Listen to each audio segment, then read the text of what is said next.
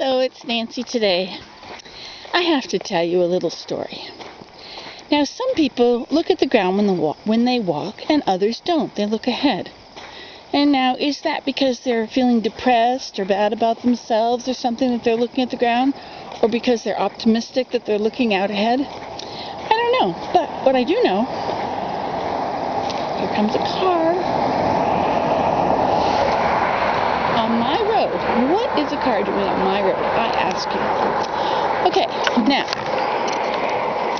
when I was young and traveling, my cousin and I went to the Grand Canyon.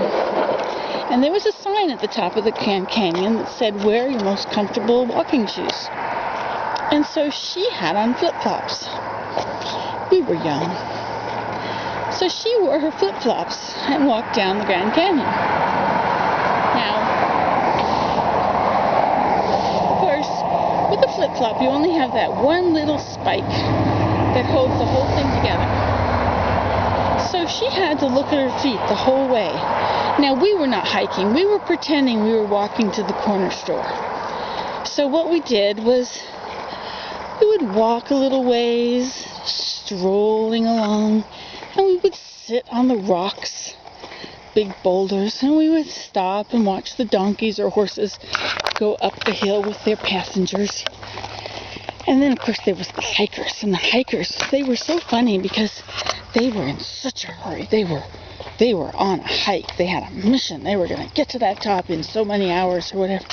They were all exhausted, you know. They were pressing forward. And meanwhile, we just sat on our rocks and we looked and watched people. And then we'd get off. Once we'd seen everything in that area, we'd get off and we'd walk a bit more. But now, Mary had these flip-flops on. And so she had to watch and make sure that every place that she put her foot down, she didn't wreck her flip-flop. She didn't wreck that one little stem that held the whole thing together. Well, she was successful. She never did.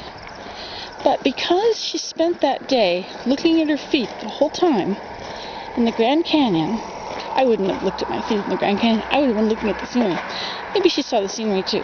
She probably had to stop just to look at the scenery. But another car on my road.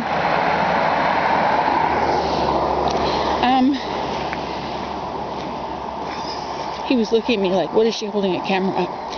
Okay, so now, to this day, Mary still walks looking at the ground. She always walks looking at the ground. I don't. I walk looking up. Now, is it because of her personality? Is it because of her mood? No, it's because that one little experience made her look at the ground. And she looks at the ground ever since. Now, she sees a whole different world than I see. I see the view. And the view doesn't change much. But she sees the ground. And you would not believe the things that she tells me about the ground. The moss.